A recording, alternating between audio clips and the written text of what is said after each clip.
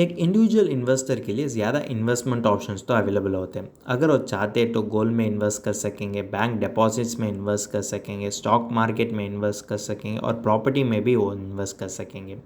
यह सारी इन्वेस्टमेंट से जो इन्वेस्टमेंट इन्वेस्टर के लिए फ्रेंडली और वेल रेगुलेटेड इन्वेस्टमेंट होते हैं, उसी समय जो इन्वेस्टमेंट इन्वेस्टर के लिए अच्छा रिटर्न कमा कर सकेंगे। आज यह वीडियो में इसके बारे में हम बातचीत करते। चलो वीडियो शुरू करते। हेलो दोस्तों, welcome to holistic investment dot in YouTube channel. अब पहले हम देखते हैं कि जिस इन्वेस्टमेंट में इन्वेस्ट करने के लिए इंडियन इन्वेस्टर्स तो ज़्यादा पसंद और इच्छा कर दिया जाते हैं और जिस इन्वेस्टमेंट के लिए उसके लिए ज़्यादा लाइक्लीहुड होते हैं। अब तो पहले इसके बारे में हम देखेंगे। अगर देखें तो 2023 में आरबीआई रिलीज़ करने वाला यह डेटा होता है। अगर इसमें टोटल हाउस होल्ड असेट्स का वैल्यू होता है कि $11.1 ट्रिलियन और यह $11.1 ट्रिलियन से 50% तो प्रॉपर्टी में ही इन्वेस्ट कर दिया जाता है और यह टोटल हाउस होल्ड असेट से 14% तो बैंक डिपॉजिट में इन्वेस्ट कर दिया जाता है और यह टोटल हाउस होल्ड असेट से 15.5% तो गोल्ड में इन्वेस्ट कर दिया जाता है। 5.9% ही इंश्योरेंस फंड में इन्वेस्ट कर दिया जाता है और प्रोविडेंट और पेंशन फंड में होते हैं कि 5.8%। अगर देखें तो इक्विटी में सिर्फ 4.7 ही इन्वेस्ट कर दिया जाता है। अगर आप कैश और कैश इक्विवेलेंट के बारे में बातचीत कर दिया जाता है, वो होते हैं कि सिर्फ 3.4%। इंडिया तो ग्रोइंग इकोनॉमी और की डेवलपिंग कंट्रीज़ में टॉप ऑफ द लिस्ट होने के बावजूद भी स्टॉक मार्केट का एक्सपोजर होते हैं कि सिर्फ 4.7%। अब इन्वेस्टमेंट जैसे property, bank deposit, gold, insurance, provident fund, equity और कैश, यह सभी इन्वेस्टमेंट से जिस इन्वेस्टमेंट इन्वेस्टर के लिए लॉन्ग टर्म में बेनिफिशियल हो सकेंगे।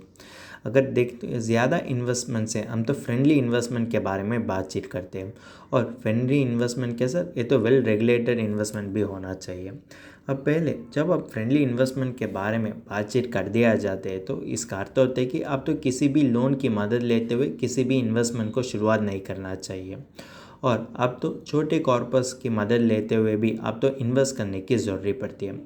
अब तो इसी तरह इन्वेस्टमेंट ऑप्शंस को भी कंसिडर कर सकेंगे, जैसे बैंक डिपॉजिट्स में होने वाले आरडी और की आप तो गोल्ड में भी स्मॉल कॉर्पस वजह से इन्वेस्ट कर सकेंगे, पीपीएफ में भी उसी तरह आप तो इन्वेस्ट कर सकेंगे, इंश्योरेंस और स्टॉक मार्केट में भी आप तो स्मॉल कॉर्पस वजह से इन्वेस्ट कर सकेंगे।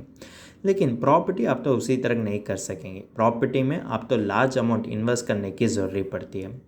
इसी कारण के लिए अगर आप प्रॉपर्टी खरीदना है तो आप तो लोन लेने की भी ज़रूरत पड़ती है। इसी कारण के लिए हम तो फ्रेंडली इन्वेस्टमेंट लिस्ट से प्रॉपर्टी को निकालने की ज़रूरत पड़ती है, क्योंकि जो भी इन्वेस्टमेंट आपको लोन लेने के लिए फोर्स कर दिया जाता है तो वो तो फ्रेंडली इन्वेस्टमेंट की तरफ नहीं हो सकेंगे। एडिशनली ये तो इल्लिक्विड एसेट ही होते हैं। अगर आप देखें तो आज भी उस प्रॉपर्टी और रियल एस्टेट खरीदने के लिए 30 to 40% तो कैश ट्रांजैक्शन ही कर दिया जाता है। अगर जब कैश ट्रांजैक्शन को उपलब्ध कर दिया जाता है उस समय अनअकाउंटेड पैसा के लिए भी उपलब्ध होते हैं। हम के लिए आसानी नहीं पड़ती है कि उस प्रॉपर्टी का एक्चुअल वैल्यू को एस्टिमेट करने में। हम के लिए इसी तरह इन्फॉर्म कर दिया जाता है कि अब तो ज़्यादा प्राइस के लिए उस प्रॉपर्टी को खरीदने की ज़रूरत पड़ती है।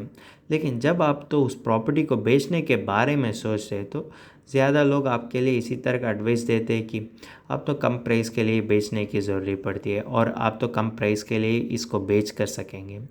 अगर देखें तो प्रॉपर्टी तो लीगल इन्वेस्टमेंट होते हैं, फिर भी ये तो रेगुलेटेड होते हैं नहीं। अगर देखें तो इसमें ज़्यादा लीगल इश्यूज हो सकेंगे। अगर हमने किसी भी प्रॉपर्टी को खरीद कर दिया जाते तो और एक आदमी एक फेक डॉक्यूमेंट वजह से उस प्रॉपर्टी को उसको क्लेम भी कर सकेंगे और रेगुलेटरी बॉडी इसको सेटल नहीं कर सकेंगे और इसके कारण हम तो कोर्ट जाने के लिए भी ज़रूरी पड़ती है। अगर आप यह चीज़ों के लिए कोर्ट ऑफ लॉ को अप्रोच कर दिया जाते है तो भी आपके लिए मिनिमम 15 ईयर्स टाइम लगती है। अगर आप देखें तो किसी भी प्रॉपर्टी से टेनेंट को बाहर जाने के लिए भी आपके लिए 3 to 5 ईयर्स की समय लगती है। अगर आप इसी तरह सोचते हैं कि प्रॉपर्टी तो वेल रेगुलेटेड होते हैं, यह तो वेल रेगुलेटेड नहीं है। अगर आप देखें तो इन्वेस्टमेंट पर्सपेक्टिव से अगर आप प्रॉपर्टी में इन्वेस्ट कर दिया जाते तो ये तो अच्छा इन्वेस्टमेंट ऑप्शन नहीं होते हैं। अगर आप तो सेल्फ ऑक्यूपेंसी के लिए प्रॉपर्टी को खरीद कर दिया जाते हैं तो ये तो ठीक होते हैं, लेकिन जब आप तो इन्वेस्टमेंट पर्सपेक्टिव से प्रॉपर्टी खरीदना चाहते हैं तो ये तो सही चॉइस नहीं होते हैं।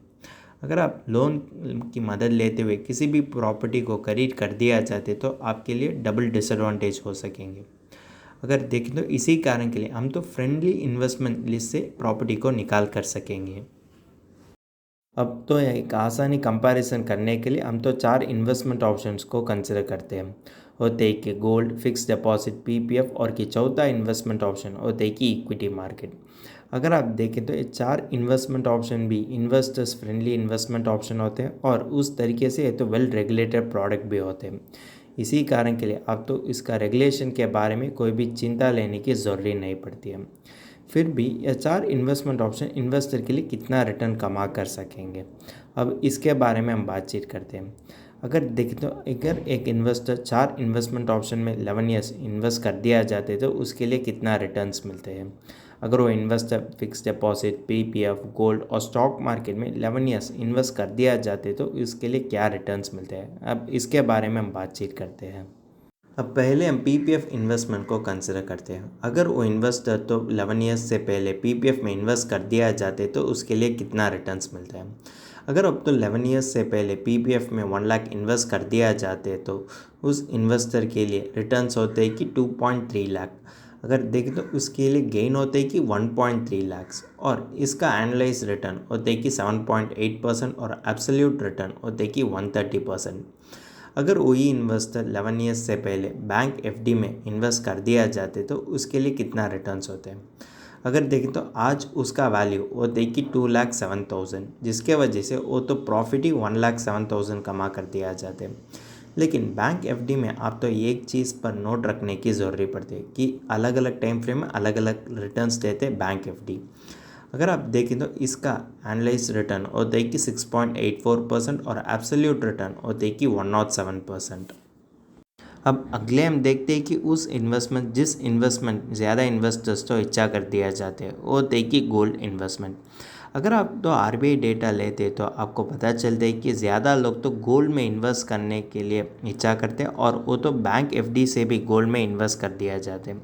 अब हम देखते हैं कि ये गोल्ड इन्वेस्टमेंट देने वाले रिटर्न्स तो कितना हो सकेंगे।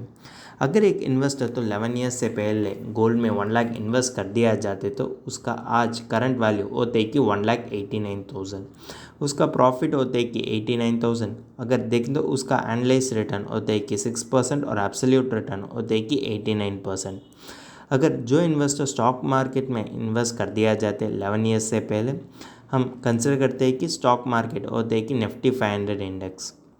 अगर देखें तो ये इन्वेस्टर तो 1 लाख 11 ईयर्स से पहले इन्वेस्ट कर दिया जाते हैं और आज उसका वैल्यू और वो देने वाले रिटर्न्स होते हैं कि 4.39 लाख। वो इन्वेस्टर तो प्रॉफिट ही 3.39 लाख्स कमा लिया और इसका CAGR होते हैं कि 14.39% और वो देने वाले एब्सोल्यूट रिटर्न होते हैं कि 339%।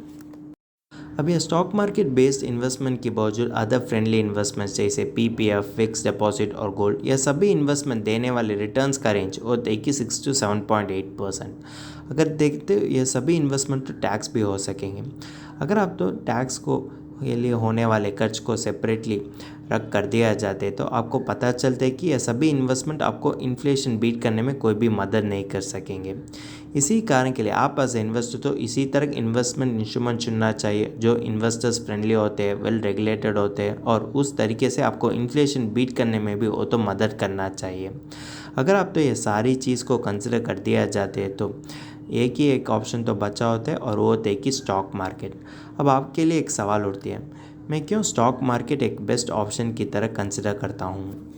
सभी सिनेरियोस में स्टॉक मार्केट तो एक बेस्ट ऑप्शन नहीं होते हैं। अगर आप तो शॉर्ट टर्म के लिए इन्वेस्ट करना चाहते तो आप तो बैंक एफडी में इन्वेस्ट कर सकेंगे, लेकिन अगर आप तो लॉन्ग टर्म में इन्वेस्ट करना चाहते तो अगर आप तो बैंक एफडी में इन्वेस्ट कर दिया जाते तो समय से समय आपका परचेसिंग पावर तो कम पड़ती है, इसलिए इसमें परचेसिंग पावर रिस्क पड़ती है। अब यह परचेसिंग पावर रिस्क को टैकल करने के लिए आप तो स्टॉक मार्केट में इन्वेस्ट करने ही एक अच्छा तरीका हो सकेंगे।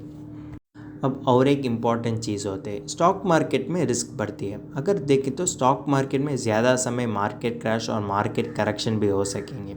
अगर आप 2020 साल में देखें तो मार्केट तो 38% नीचे गिर गए हैं और 2008 साल में देखें तो मार्केट तो 55% नीचे गिर गए हैं। अगर आप एज ए इन्वेस्टर ये टफ टाइम्स क्रॉस करने की ज़रूरत पड़ती है, जिसके वजह से आप तो 14% CAGR को अचीव कर सकेंगे। अगर आप देखें तो यह सभी इन्वेस्टमेंट आपको इन्फ्लेशन बीट करने में और वेल्थ बनाने के लिए मदद कर सकेंगे।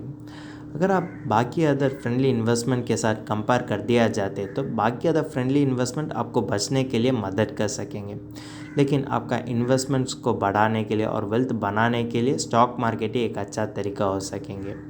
अब आपके लिए एक सवाल उठती है, आप तो सिर्फ निफ्टी 500 इंडेक्स ही रेकमेंड कर दिया जाते, लेकिन मैं एज ए इन्वेस्टर किस तरीके से निफ्टी 500 इंडेक्स में इन्वेस्ट कर सकूं और निफ्टी 500 इंडेक्स से मैंने जिस इन्वेस्टमेंट चुनना चाहिए। निफ्टी 500 स्टॉक्स में इन्वेस्ट करने के लिए बेस्ट इन्वेस्टमेंट ऑप्शन होते हैं कि म्यूचुअल फंड्स। अगर आप ही कुछ स्टॉक्स को चुनना चाहिए उसके बाद इन्वेस्ट करना चाहिए, उसकी बावजूद आप तो म्यूचुअल फंड में इन्वेस्ट कर सकेंगे। अगर आप देखें तो यूलिप्स से कंपेयर किए तो भी म्यूचुअल फंड तो एक बेटर इन्वेस्टमेंट ऑप्शन होते हैं, क्योंकि यूलिप्स में ज़्यादा चार्जेस होते हैं। अगर देखें तो यूलिप्स का परफॉर्मेंस भी कम पड़ती है।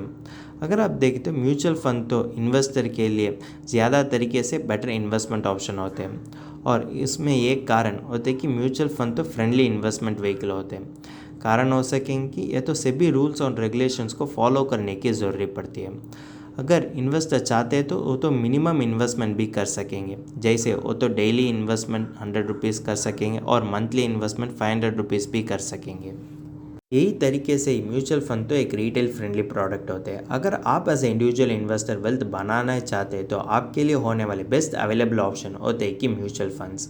अगर आपको म्यूचुअल फंड इन्वेस्टमेंट करने के बारे में कोई भी मदद होना चाहते हैं तो आप तो नीचे देने वाले लिंक को उपलब्ध करते हुए इनिशियल कॉल को बुक कर सकेंगे।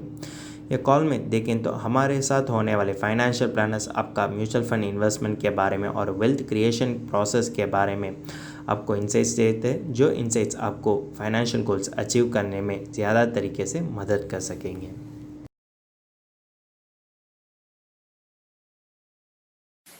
अगर तुमको इस टॉपिक में और कोई अदर फाइनेंस और इन्वेस्टमेंट रिलेटेड टॉपिक में संदेह है तो हमारा फाइनेंशियल एक्सपर्ट के साथ अपॉइंटमेंट बुक कर सकता है। अपॉइंटमेंट का लिंक डिस्क्रिप्शन में दिया गया है। और फिर इन्वेस्टमेंट के बारे में और फाइनेंस के बारे में तुमको ज़्यादा बताना चाहिए तो हमारा लाइव वेबिनार अटेंड कर दीजिए। वेबिनार का लिंक भी डिस्क्रिप्शन में दिया गया है। वेबिनार एब्सोल्युटली फ्री है। इस वीडियो तुमको पसंद है तो लाइक कर दीजिए, फ्रेंड्स के साथ शेयर कर दीजिए और ज़रूर सब्सक्राइब कर दीजिए। धन्यवाद।